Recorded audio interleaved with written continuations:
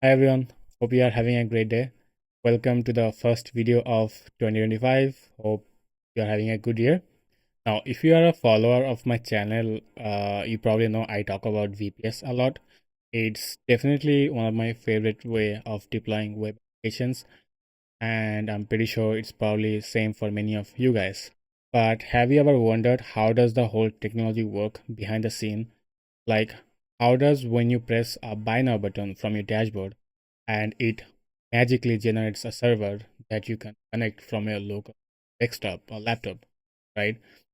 And that's what I'll try to explain in this video, how this whole thing works behind the scene.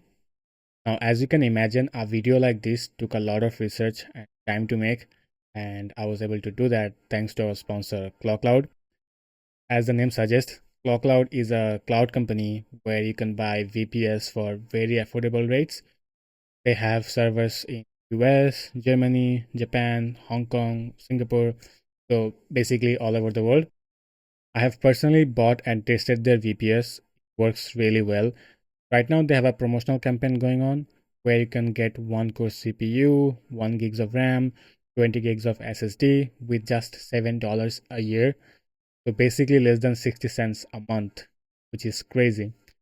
This is probably the cheapest VPS you can buy right now. So make sure to grab the deal while you can. Link will be in the description. Alright, imagine you opened a cloud company and you have 3 servers.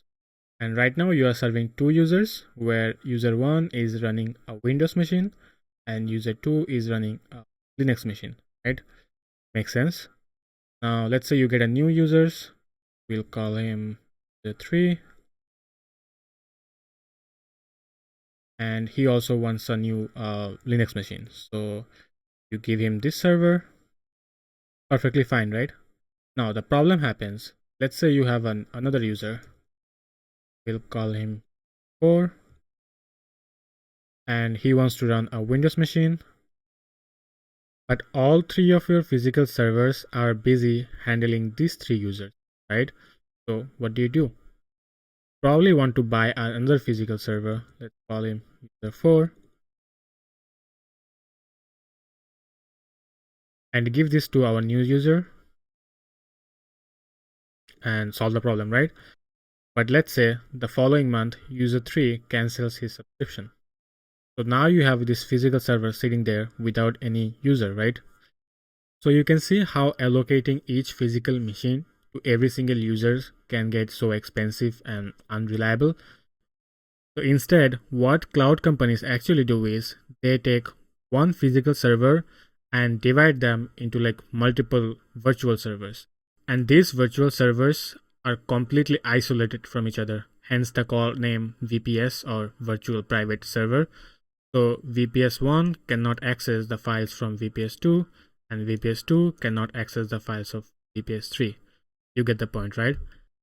And this whole technology is called virtualization.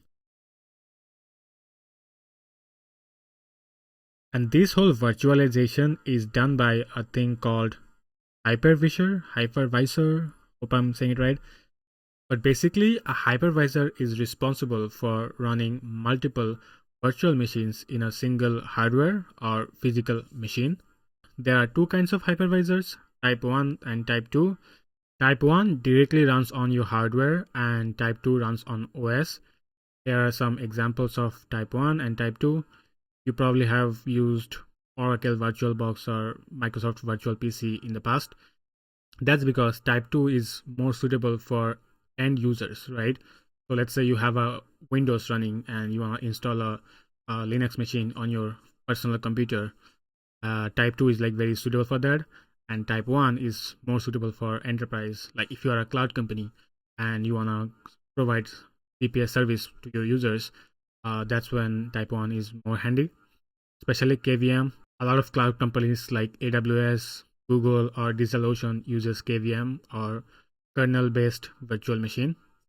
And this is how a typical hypervisor setup looks like.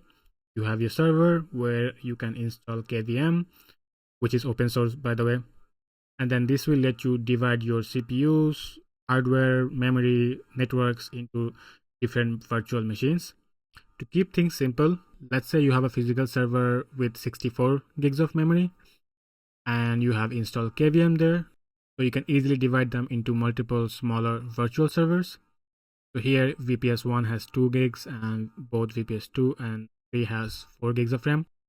And since they are completely isolated from each other, VPS 1 can easily run, let's say, Linux, and VPS 2 can run Windows, and VPS 3 can run Linux.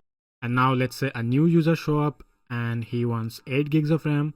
So KVM can create another virtual machine and allocating it 8 gigs of RAM.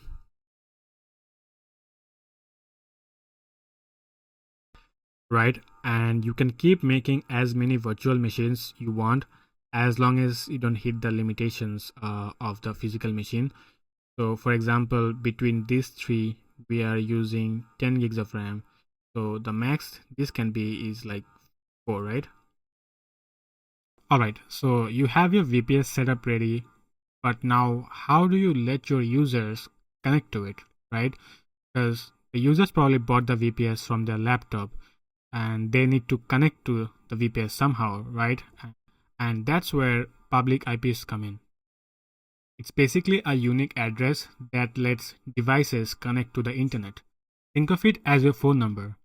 Your phone number allows you to connect with someone who also has a phone number, right? Public IP is kind of the same thing for devices that wants to access the internet. You have two versions of public IP. IPv4, which is a numeric number. I think the max is like 12, and you have IPv6, which can be alphanumeric, and it also is much longer. And all these public IPs are managed by this authority called Internet Assigned Numbers Authority, and it's divided into a bunch of regions. So for example, for US, Canada, you have ARIN, and for Africa, Asia, you have different regions, and they are called Regional Internet Registry, or RIR.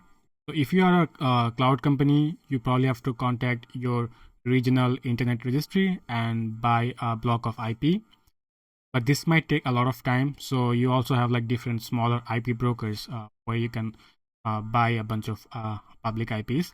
But regardless how you buy them, let's say for our case, we bought these 6 IPs. Now with the help of KVM, you can assign one of the IPs to your VPS. Take one. And now our VPS has an address on the internet, right? So that will allow us to directly connect our laptop. And I can give you a real example with CloudCloud, where I have a VPS. Click on it. Here you can see my IPv4 or IPv6 address. Version 4 is more common and widely used, but in future we might see version 6. But anyways, copy this. I go to my terminal. Just directly SSH. And for authentication, it will ask you password. It might be password, or you can set up your SSH keys. In our case, let's copy this password.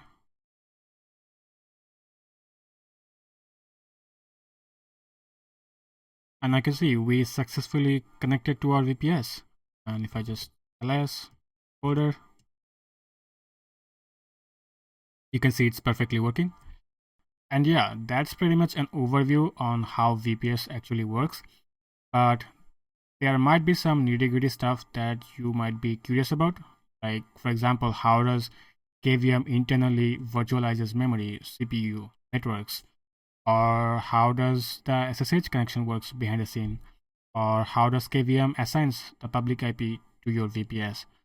And obviously I cannot cover all this in a single video, but I am thinking of starting a video series called Networking for Developers, where I might go over this stuff. Let me know in the comments if that sounds interesting. And as always, like and share with your friends and colleagues. That will inspire me to make more of this. And yeah, that's pretty much it. Hope you guys learned something from this video. I'll see you guys next time. Bye bye.